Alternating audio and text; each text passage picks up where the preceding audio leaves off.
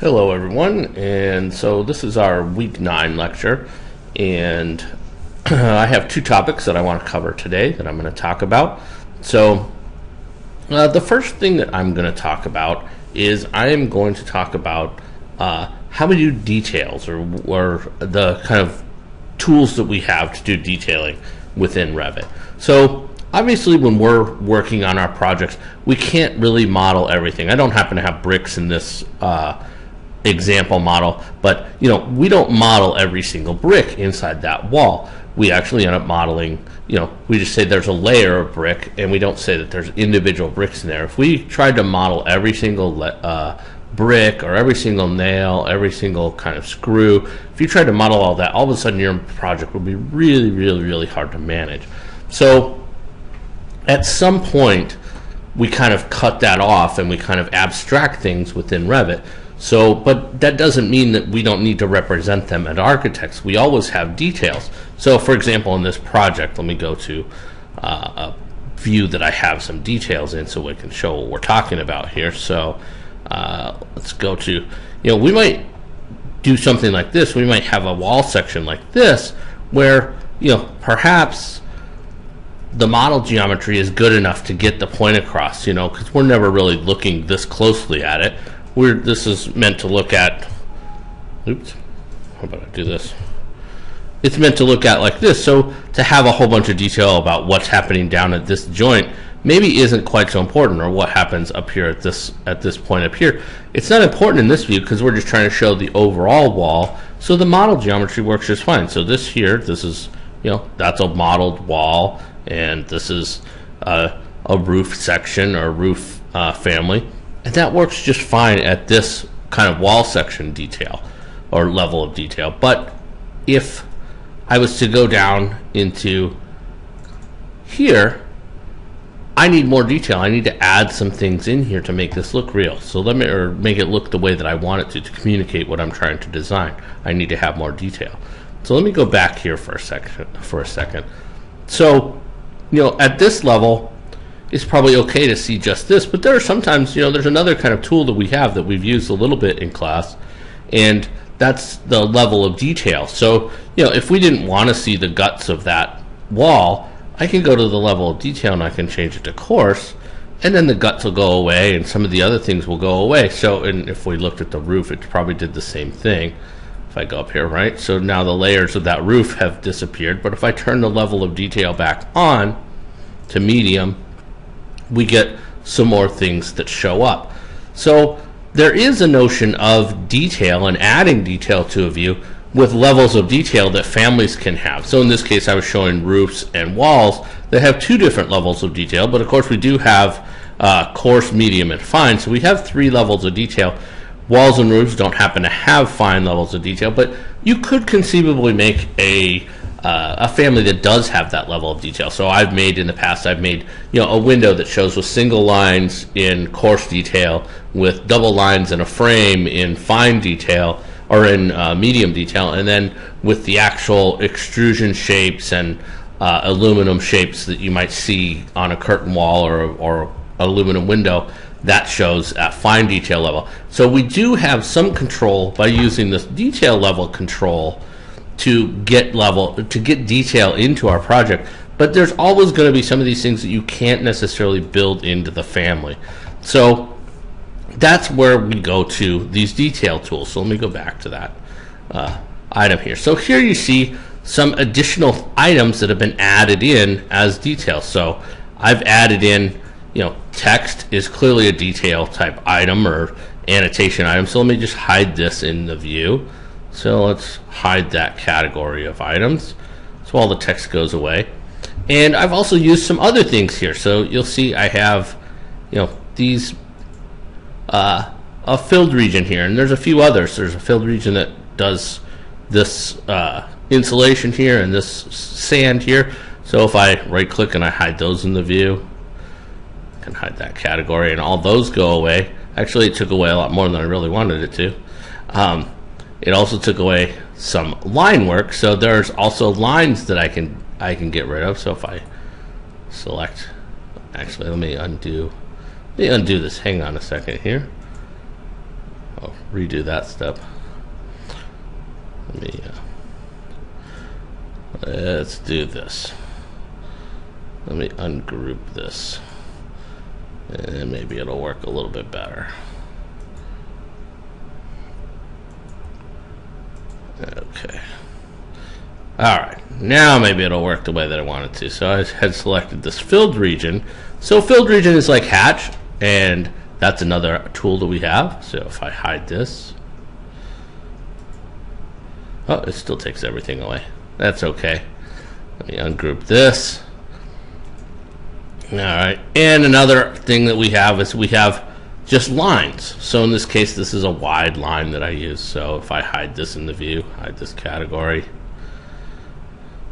and I'll probably lose, oh, I didn't lose these, but here's some other lines that I have in here that I could hide in the view. And I think I have, these ones are all medium lines maybe. All of those are gone. So now all of those detail elements that were added have been taken away, and all that I'm left with is whatever model geometry there was. So now I have a wall, I have, in this case, I have a floor that has a edge on it that was actually modeled, and a grade beam here that was modeled. So the model didn't give me enough of what I needed, so I added all of that other stuff. So if I turned it back on so we could see it, all that other stuff is here, creating more detail. So if I undo all the way back and get all this stuff back, you can see the detail all built back out, showing what was added or laid over the top. Right? So that's really the other tool that we have, is we overlay these things onto it. And all of these tools are found on the Annotate tab. So we have detail lines, regions, components. So there's detail components and repeating details that we can use. So say this block here that goes up, that's repeating details, and perhaps this like J channel here that holds that might be a singular detail component. So there's two ways. If you have something that goes over and over again, you might use a repeating detail. So between these tools, we kind of, amongst those tools, we can kind of overlay and make the detail look like what we need. Right? So in a lot of ways, actually, this is kind of like going back to actually just doing CAD drafting, which is what BIM is trying to get away from.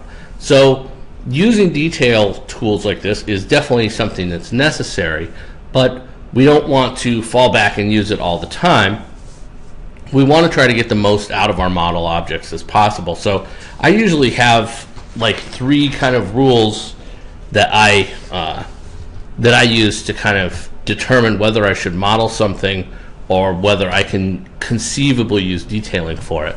So the first thing is, if I need to count that element at all for any reason, then I can't use detailing, because these detailing items are, since they're coming from the Annotate tab here, they're view specific, right? So if I needed to count rebar, in this case I'm just representing rebar, but I could conceivably model it because I might want to count that. I want to know how much rebar is in my project. If I was a structural engineering, I might care about it more than I do as an architect. But the point is if you need to model it or if you need to count it in any way, count or schedule it, then you're going to have to make a model element of it, because I cannot schedule annotative elements, right? And because they only appear in one view and this rebar appears all over my building, it doesn't make much sense to actually schedule it. So if I want to schedule it or count it in any way, I need to model it. Can't annotate, can't use detailing tools. The next thing is that if it is something that appears in more than one view, so if I'm going to cut this section somewhere else or cut a section that's similar to it, if this thing is going to appear in more than one place, then I also want to consider modeling it. Because if I have to draw it more than once, it introduces the opportunity for me to actually draw it incorrectly. So I want to make sure that to get it right every time, I make a model of it, and then whenever I cut a section or whatever through it, it's going to come up the same every time, so I can't make that mistake. So if it's going to be seen in more than one view, you need to consider modeling it. You don't want to necessarily do it with detailing tools. And the last one that I use as a check is if it's going to appear in a rendering at all, because these elements are obviously not going to render. I mean, these elements are inside, but say this J channel or this one, this parapet, so it has this, you know, coping around the top. If you're going to do a rendering and you actually are going to be able to see that, you may have to consider modeling that kind of element rather than leaving it as a detail item. So those are kind of the three checks that I do to determine if something is going to be modeled or whether it's going to be detailed. And if it passes all three of those, then you can go ahead and, oh well, this is probably a good item that I might that I can use for detailing tools, and go ahead and just draw it using these tools. So that's, you know, definitely these tools do go back to CAD, but they're really specific, and at times we obviously need to have these because we can't model everything in the highest level of detail. Now there's one last situation where you kind of sometimes need to use detailing. I'm going to go to a floor plan and kind of show this just as an aside here. So if for some reason the modeling tools, and this will happen sometimes when there's, you know, multiple walls crossing or something. So let me add like a wall in here. And I don't know. I don't really have a really great example of what this is supposed to be. But let's try this. Let's see if I add a wall in here, what happens. Oops, not that kind of wall. How about I actually get a wall that I want to use here? And it doesn't really matter what wall I use. So we'll do something like this. And we'll add that thing in. Alright, so let's do that. And then I'm going to try to maybe fix this. You know, it's not coming out exactly right, so maybe I try to pull this back to get it to look a little more right. But I still can't get it to fill in exactly what I want, exactly what would happen. You know, maybe that mullion has a different shape to it. And sometimes those conditions are a little bit tough to model, and they require some really special tools, special families, and this is the only place it occurs in the drawing or in your project, and you're really only going to see it in this floor plan view, again passing some of those other tests.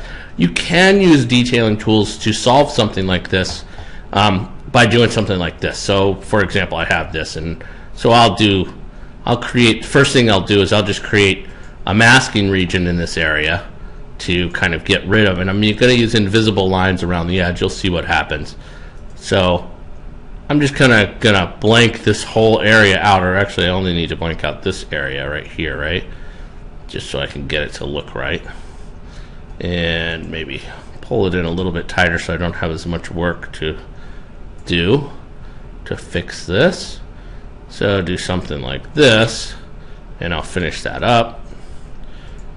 So now I've kind of blanked out what that actually looks like. So now I can maybe come in here and I can now add detail lines, and maybe I need wide lines for that, whatever the heck that mullion situation was that I wanted. So I have something happening like this that occurs in there. And that's, you know, I'm being pretty rough about what it's supposed to look like, but you get the idea that now I can put some more detail lines in here to kind of fix up that edge right there. Maybe thick lines wasn't what I wanted, but so now I've kind of made this look graphically correct, even though that's not what the model condition actually is doing. If I went back to the 3D model, we could probably, you know, isolate in on that area and we would see, right? So if I spin this around, might be hard to see because it's back in here. Grab this. Give me something to work with here. Hide this thing here. Long way to go to